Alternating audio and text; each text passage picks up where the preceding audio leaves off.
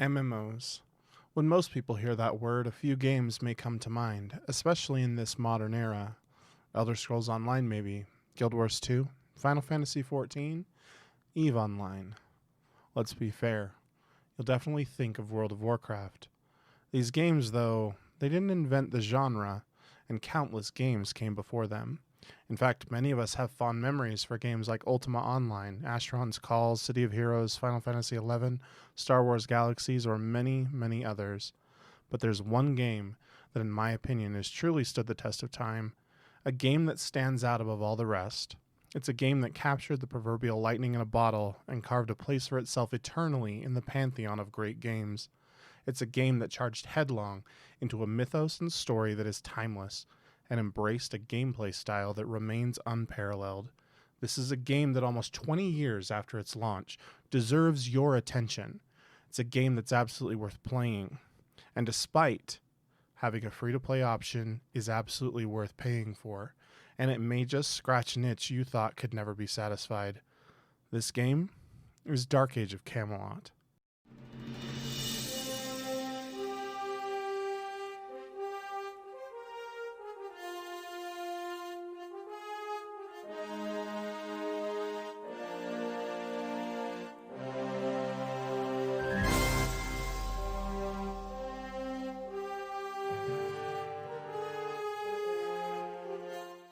Please note that some of the footage used in this video was created by other members of the Dark Age of Camelot community. All links will be in the description. In addition, all music used is directly from Dark Age of Camelot's soundtrack itself. Please enjoy.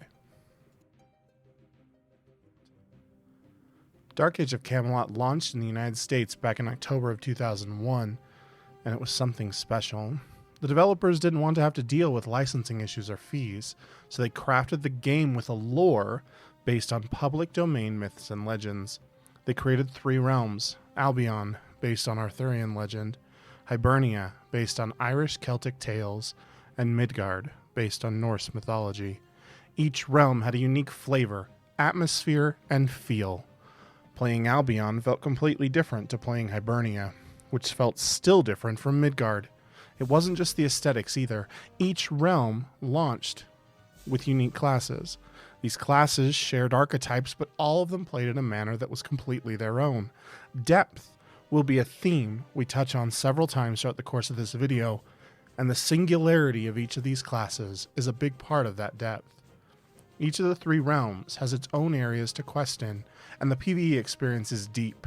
You find yourself worried about ads coming with your pulls. You have to constantly pay attention to your positioning. You actively need to utilize crowd control spells and healing. Aggro swaps are not simple one-button taunts, but involve climbing a hidden threat table using taunt styles and detaunts. It may not be as flashy as one of the more contemporary counterparts, and it may not revolve around the split-second twitch mechanics of something like a WoW or Final Fantasy XIV raid, but the PvE here is something to behold, both in scope as well as in spectacle. The world is crafted in a way that feels alive. You feel swept away exploring the vistas and locations of its many, many zones. There's always something new to discover, and even longtime veteran players are discovering new things in the game.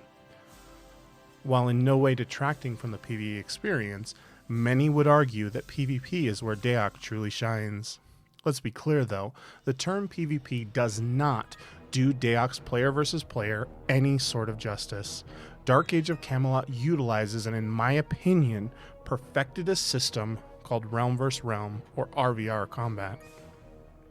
DAOC pioneered this system, and several other games, such as Guild Wars 2 and Elder Scrolls Online, have since taken inspiration from the system that DAOC used 20 years ago. The key is in the 3 factions, and the near endless content loop that can be generated through realm pride, territory contention, and inter-realm competition. In Dark Age of Camelot, the stage is set for exactly this perfect storm of player-generated content. The 3 realms, Albion, Hibernia, and Midgard, are actively at war, as the story is set in an era after King Arthur's death. The three kingdoms vie for dominance, and the tri-realm dynamic brings a very interesting gameplay twist that isn't found in most other PvP games. If you think of a World of Warcraft PvP server, for example, if the Horde makes up 90% of the player base, the Alliance doesn't stand a chance in most open combat encounters. In a three-realm system, however, there's always the possibility for that wildcard dynamic, that third realm hitting an existing fight and swinging or even outright stealing a battle. Yet, what is it about Dark Age of Camelot's RVR experience beyond the tri-realms that's so unique and thus makes it such a legendary one? The answer there, as we mentioned earlier, is its depth. Dark Age of Camelot has 45 classes and 21 races. No two fights play out the same way, and the game can support and in fact needs all kinds of players. The game caters to solo players, small groups, pre-made 8-man groups, and of course, the massive battle groups commonly referred to as Zergs. These differing playstyles find themselves mashed together in the same frontier space, and it's their interactions and their symbiosis that drive Dark Age of Camelot's perpetual player-created content chain. Let's take a second, though, and discuss that idea specifically. Player-created content. What exactly does this mean? To dive into it, let's look specifically at one of the other games I've covered here on this channel, Destiny 2.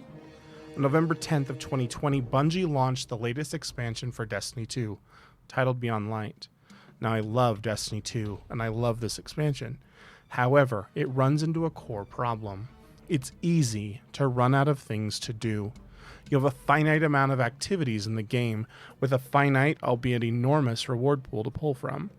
Once players have beaten the latest raid, once they've cleared any of the new campaign missions, strikes and the like, and once they obtain the rolls on weapons that they want, there's no new content to sustain them. For players, this can be a huge issue. Many content creators for the Destiny franchise have expressed their concerns with the content model of Destiny 2 because they are left with very little to cover, and indeed, there's very little there that's keeping them engaged. Many of these players simply log in at the weekly reset to get their weekly rewards and then spend the rest of their time doing something else. How does this differ from a game like Dark Age of Camelot?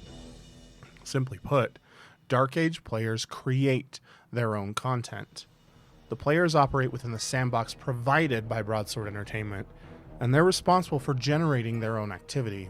In the case of Dark Age, this is accomplished through the RVR system. Fights aren't set.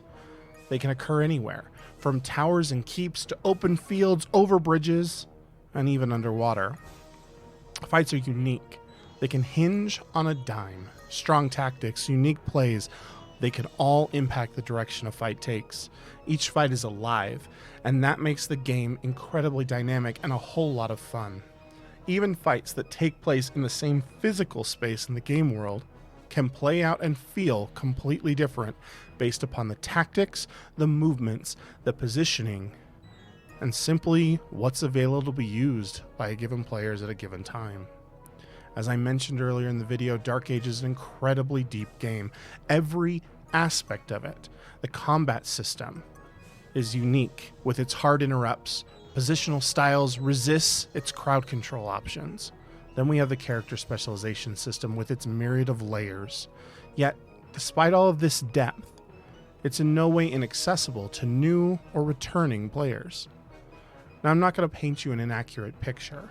Dark Age of Camelot is 20 years old, and it can certainly show, especially in the visuals department.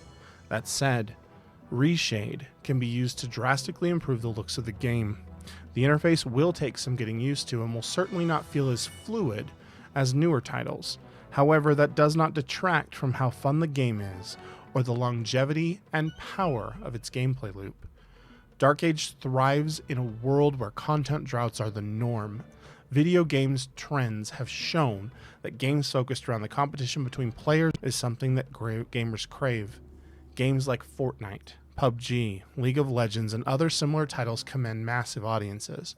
It's my opinion that Dark Age of Camelot, with its deep combat mechanics, high skill ceiling, and inherently competitive nature, deserves a spot among them. Yet there's more to it than that. Dark Age is a game with a vibrant and welcoming community. It's a game where one's gameplay experience can only be improved by elevating the gameplay level of one's compatriots. It's a game with lush environments to explore, countless pieces of loot to find, and new adventures around every corner. I've recently rekindled my romance with this game, and it's among the most fun I've had in years. The action exists, be it in RVR or in PvE. There's plenty to do, plenty of new friends to make, and plenty of challenges to overcome. Camelot is waiting, and I invite you, be you a new player or returning one, to join me there. Over the future of this channel, I'll be creating guide videos for Dark Age of Camelot, focusing on the new and returning player experience at first, then working my way down the iceberg of this game, deeper into the ever-widening base of knowledge required to truly be good at it. Together, you and I will become better players. Together, we'll add to this great community, and together, we'll light up the realms. Join me, won't you, by leaving a like and a subscription, and share this video with your friends. Until next time, I've been Eric Taylor, aka the Extraterrestrial. Ravage the frontiers, protect the realm, and peace on Earth, Earthlings.